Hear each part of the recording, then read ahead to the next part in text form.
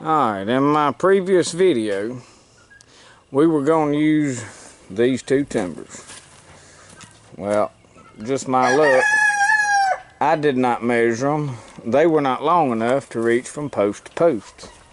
Probably most folks that'd have been obvious to, but little old me, I thought they was going to work. But worked out for my benefit because I was motivated to put a solid beam that I just went and sawed down out of the woods. Notched it. You see right here, we notched it in the middle, and that's one solid 20-foot pole. Freshly sawed down from right back there out of them pine trees. But we notched the end, and I drilled a hole in that top post, and we put a aluminum nail that was about 8 inches long through there. So that won't come off. Big nail too. But that's notched. You probably can't see from this side with the sky behind it, but let me get back over there. But anyway, you can see that we notched those. Worked out well.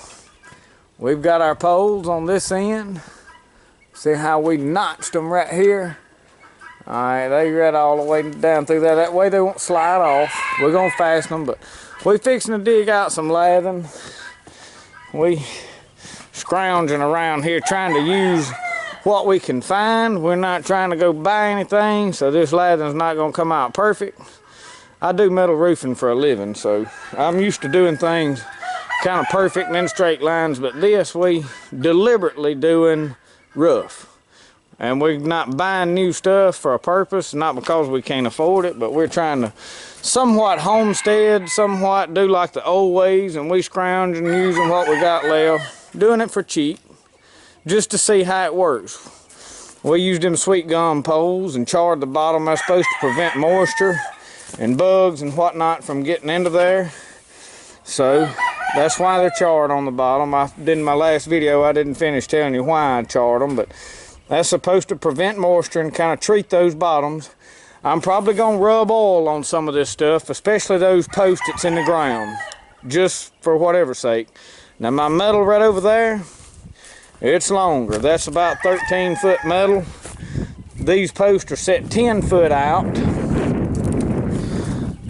So that's at 10 foot right there at that joint. So we're gonna cut them posts off probably about 1 foot, maybe 2 foot past that, depends on where our metal, and we want our metal to stick over at least 6 inches past the end of them posts. Prevent them from getting wet, because none of this up top is going to be treated at all with any oil or anything.